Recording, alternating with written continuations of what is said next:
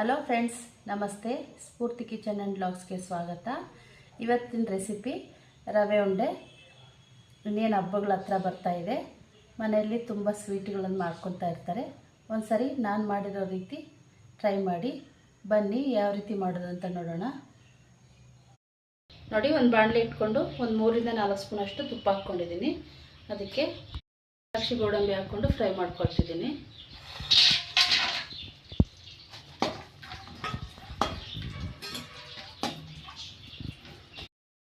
ನೋಡಿ, ದ್ರಾಕ್ಷಿ ಗೋಡಂಬಿ ಎರಡು ಫ್ರೈ ಆಗಿದೆ. ತೆಗಿಯೋಣ ಈಗ.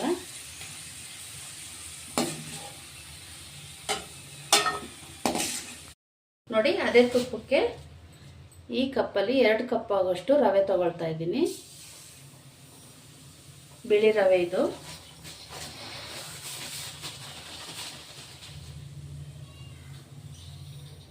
ಗ್ಯಾಸ್ ಫ್ಲೇಮ್ ಕಮ್ಮಿ ಇಟ್ಕೊಂಡು ಹುರಿಯೋಣ ಈಗ.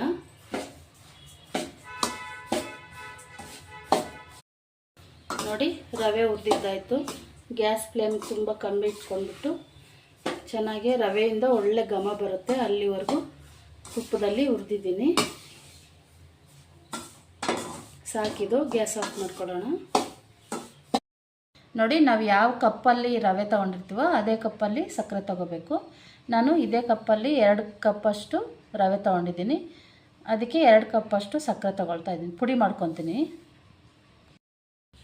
ನೋಡಿ, ರವೆಗೆ ನಾವು ಪುಡಿ ಮಾಡಿ ಇಟ್ಕೊಂಡಿದ್ವಲ್ಲ ಸಕ್ಕರೆ ಪುಡಿ ಹಾಕ್ಕೊಳ್ಳೋಣ.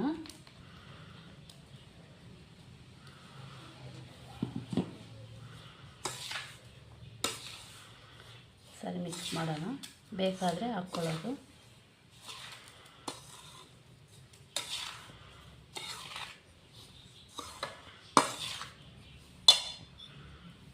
ಈಗ 1 ಸ್ಪೂನಷ್ಟು ಏಲಕ್ಕಿ ಪುಡಿ ಹಾಕ್ಕೊಳ್ತಾ ಇದ್ದೀನಿ. ನಾವು ಫ್ರೈ ಮಾಡಿ ಇಟ್ಕೊಂಡಿದ್ವಲ್ಲ ದ್ರಾಕ್ಷಿ ಗೋಡಂಬಿ ಹಾಕ್ಕೊಳ್ತಾ ಇದ್ದೀನಿ. ನೋಡಿ, ರವೆ ಮತ್ತು ಸಕ್ಕರೆ ತಗೊಂಡಿದ್ನಲ್ಲ ಅದೇ ಕಪ್ಪಲ್ಲಿ 1 ಕಪ್ ಆಗೋಷ್ಟು ಒಣಕೊಬ್ಬರಿ ಹಾಕ್ಕೊತಾ ಇದ್ದೀನಿ.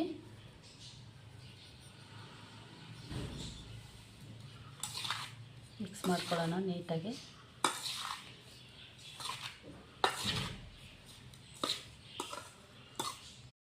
ನೋಡಿ, ಎಲ್ಲ ಹಾಕಿ ನೀಟಾಗಿ ಮಿಕ್ಸ್ ಮಾಡ್ಕೊಂಡಿದ್ದಾಯಿತು.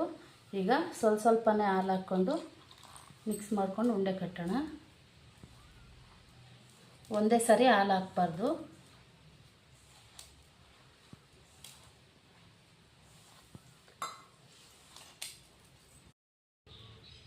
ನೋಡಿ, ನಿಮಗೆ ಯಾವ ಸೈಜ್ ಬೇಕೋ ಆ ಸೈಜು ಉಂಡೆ ಕಟ್ಕೊಳ್ಳಿ.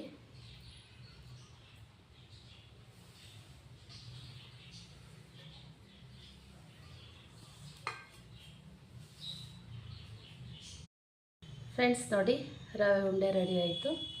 ಇಷ್ಟೇ, ತುಂಬ ಈಸಿಯಾಗಿ ಮಾಡ್ಕೋಬೋದು. ನಾನು ಯಾವ ರೀತಿ ಮಾಡೋದು ಅಂತ ತೋರಿಸಿದ್ದೀನಿ. ನಮ್ಮ ರೆಸಿಪಿ ಇಷ್ಟ ಆಗಿದರೆ ಲೈಕ್ ಮಾಡಿ, ಶೇರ್ ಮಾಡಿ, ಸಬ್ಸ್ಕ್ರೈಬ್ ಮಾಡಿ.